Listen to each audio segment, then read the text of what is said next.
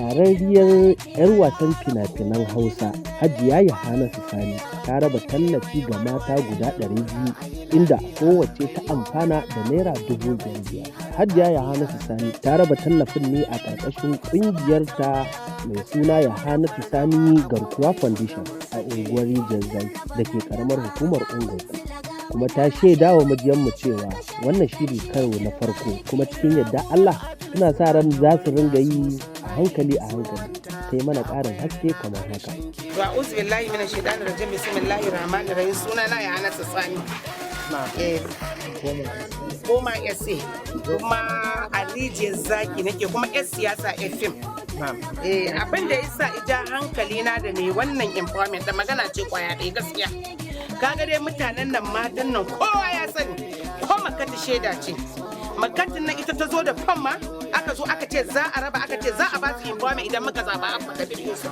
Kuma na san ni gwamnatin Abba ita mai adalci ce kuma sannan ba za ta fasa ba to amma gani nayi ko zuwa ne har yanzu Allah bai kaddara mun gamu da Abba ba. Tunda Abba zai yi kokari in ya gane ya ce lalle a kawo ni duk waɗanda ibi ya ce a kani abin ya ki yiwuwa su kuma mata kullum na tawo kira na suke su yaya haka yaya na saka su sun yi zaɓe zan zauna haka ni kuma ka san fim ce ko kaka zan dan samu na dan maiko a ganni dan tastas to duk inda na shiga ko kasuwa wallahi ko kasuwa ko ɗaukar kuɗi ko wani abu take aikin banza aikin wufi ke a cikin gwamnati kake aikin ana kuɗi shi yasa to kuma kaga mota ta ran da zamu je aka ce kusa ina kira a Kaduna ranar tafi da mota ta kowa ya san ina da mota haka na kama hanya na tafi da motar nan hanyar Kaduna ta zo ta buga bayan ta buga lokacin ana wannan abin aka ki bamu gwamnati na tafi har Abuja wata na 3 a Abuja ina zaune saboda bakin cikin an ki bamu gwamnati ran da aka bamu gwamnati na tafi har Abuja Abba ya ganni na gan shi ya ga mutanen da na zo da su amma kaga da na tashi Abuja na ji mutanen da na ɗebo su wallahi al'azimi Naira 50,000 aka bani ban damu ba tunda gwamnatin mu wannan infami abin da yasa na shirya ta sai na ce to wannan mota barin dauke ta tunda ana halin matsala barin sai da ita a yan gongon da na sai da ita a yan gongon shine na zo na ce to barin raba mutane na mutum 200 ne wa Naira 5,500 haka na ba ina da janjanawa ba wallahi Abba ni bai ban kuɗi ba amma muna da kyakkyawar alaka da Abba kuma ina son Abba ba zan fasa son sa ba saboda na san komai rabo ne ni kuma wallahi billahi lazi ba mukami nake nema a gurin Abba ba na neman mukamin komai wallahi dama ni dai jama'a ta da muka taho da su ka gane da babu yadda zan yi in taimake su shine bakin ciki na to ga foundation din mu garkuwa an zinariya garkuwa an Yahanasu Sani zinariya foundation maka ba su Naira 5,500 yawwa wallahi billahi la ilaha illa ni babu dan siyasar da ibada Naira 10 ta kwaya ɗaya ka gane sai an sake tsari saboda matan nan mu muka ji muka gani muka shiga har gida muka kirawo kuma muka kira jama'a kuma suka amsa mana lokacin ana ba su taliya ana ba su abubuwa muka ce su zo su suka ki ka gane matan nan kuma sun shiga masifa menene masifa kowa ya san halin da ake ciki ko ne gida idan ya tashi sai dai ka yi hakuri yanzu da ko ba gaskiya saboda kowa ya san mara Naira 10,000 ba lalle ta maka ba idan da yara daga safa rana dare in dai siyan shinkafa za ka yi ko ba gaskiya ba da kayan cefane shi yasa to kowace mata ta zo ce min Yahanasu to ya za a yi Yahanasu ya za a yi ya hanna gaji na rasa yanda zan sisa ne tunanin ce to bari in je in sai da kwakwarwa mota in zo da yan kudin da suke hannuna na hada ne musu employment sako na karshe saboda kaga gaba idan na tashi ai akwai rana da zan nemi kowa ko ba gaskiya ba ina da kunya zan iya zuwa ci abin nan da kuka yi ku sake yi ba wanda zai fito ba za su ganni da kima ba amma yanzu wannan abin da na yi ni na tabbata in Allah ya yarda ba da matsala tunda sun san idan na samu daman ba zan hana wannan nayi ne dan Allah dan Annabi Muhammad sallallahu alaihi wasallam tunda duk inda zan bi in ba Abba sai Abba ina da kyakkyawar fahimta Abba yau da na gan shi mun yi magana na tabbata dan nan matan nake ga musu iyayen marayun nan wallahi zai tallafa musu tunda ka gani na kungiyar mu ne da suka zabe su saboda gobe idan na tashi na zo na ce salamu alaikum ku mana ce ina son Abba Kabir Allah ya kara maka lafiya Allah ya taimake ka amma kuma gaskiya ina da jaddada ina ƙara jaddadawa kusoshin gurin ka ban ce ga baki ɗaya ba kusoshin gurin ka gaskiya akwai matsala yawa akwai matsala saboda ko zuwa za ka yi ka je sai i zama matsala kuma za ka ga yawanci ban ce ga baki ɗaya ba yawanci za ka ga ba wanda za ka iya tara ka gaya masa ka ce yau ga abin da yake fama to ni ba yanzu nake ji ba gaba nake ji amma dai na san Allah da gaba ba mu da matsala muna da masoya amma dai a gyara talaka suna faman matsala suna faman wahala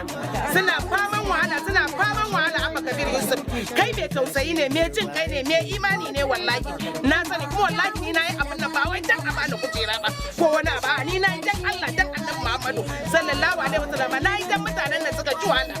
Wasu daga cikin matan da suka amfana sun yi godiya kuma sannan sun yi kira ga mai girma gwamnan jihar Kano da ya dubi Hajiya Yahanasu Sani ya samu ya bata wani mukami bisa wannan namijin kokari da take musu inda ta bamu naira 5,500. Abin da zan ci muna godiya ga Allah muna godiya wa Hajiya Yahanasu Sani tallafawa mata da ɗabi'arta muna horon wata muna godiya kuma muna kira da gwamnati kuma yadda dai ta kasance dan Allah dai girman Allah ya girma gwamna ya ji wannan wanda ya ji da sai ya waiwayo ya kuma saboda mata da ƙananan yara muna cikin buƙatu ba na gwamnati da ta biya idan Allah ya shi wannan ita ta babbawa mata kasan da ke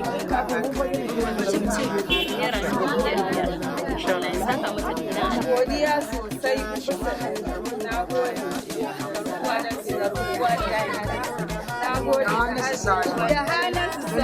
gode wa Allah godiya muna wannan baiwar Allah godiya da tallafi na wannan naira 5,500 da ke Allah ya saka mata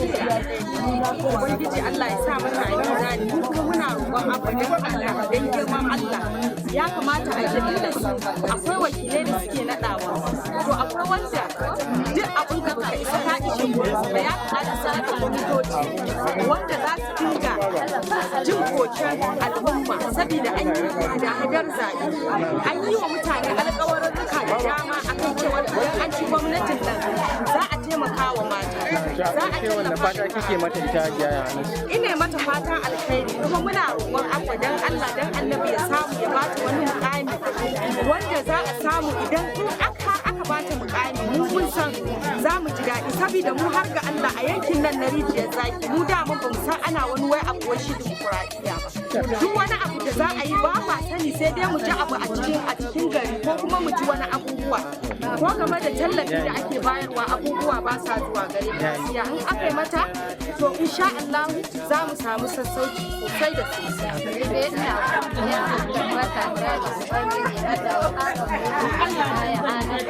Dukkan kowanta da kakar Allah ya da rabuwarta mu wannan abubuwa da ake na rijiyar gaji ana kaiwa muna abubuwan masu kuɗi ba wanda aka ba mu ba abin da aka ba mu sai wannan Hajiya Yahanasu da 5,500 tace mu je mu sai wa marayu abinci mun gode da wannan ba Allah ya saka ba abin da zamu ce Allah ya sai gode bisa wannan empowerment da mace mai kamar gwamnati Hajiya Yahanasu Sani a gaskiya ba abin da zamu ce wa Allah sai kuma muna da maganganu da yawa amma ba za su yi ba mu a ce mun yi sa ga baki daya magana ta gaskiya muna da sakonni da yawa da muke so su zo ga mai girma gwamna wanda ainihi kowa ya riga ya san Yahanasu ya san akan sayayyar da take kujera ce da ita a waccan gwamnati ta ajiye kujerar don ta wata tallafawa dukkan wanda kuma kowa ya san jama'ar da take da tare wallahi ba wai ba a gina ba shi Yahanasu ce kadai take da zarar da za ta tara jama'ar da ko ba kowane dan siyasa ne zai iya tara su ba a maza ba a ungo kuma ba mari da zaki saboda haka mai girma gwamna a duba wannan abu mu rijiyar zaki magana ta gaskiya tafiya ake yi da mu a baibai ba mu san komai ba siyasa kawai ana cewa ana siyasa ne amma mu da muke yi ba mu san wani abu da yake tafiya a siyasa ni ne shugaban yan akwati na mazaɓar rijiyar zaki amma wallahi a kira mu tun da aka yi zaɓe a kira mu a ce mana akwai wani abu na godiya babu wanda yan siyasa da ya kira mu ya mana wannan matar ita muke tafiya tare da ita take ɗan yin abubuwan da ya kamata kuma gashi alhamdulillah karshe wannan fata kake yi ta yi abin da ya kamata. Saboda haka mai girma gwamna muna so da Allah ka duba wannan baiwa ta Allah ka duba wani abu da ya dace kai mata. Maganar ta ce ma ba ta bukatar wata kujera da me za ta taimaka wa jama'a. Dole sai an dan bata wani mukami wanda ita ma za ta san tana cikin gwamnati wanda in ta samu jama'a ta za su kara samu. Jama'a ta mutane gira. Yawwa sai da haka mai girma gwamna a duba fatan da muke wannan baiwa Allah a dafa mata mu ma domin mu san ana gwamnati. Bismillahir rahmanir rahim. Bismillahir rahmanir rahim. Hajjiya Delo ga naira 5,000 kace Allah ya sa albarka. Ga naira ɗaya naira 5,000 a je a rage radadi. Ga naira 5,000 gashi a je a rage radadi. Allah ya gashi. Ga naira 5,000 a je a rage radadi. An gode an saka da ake to gashi.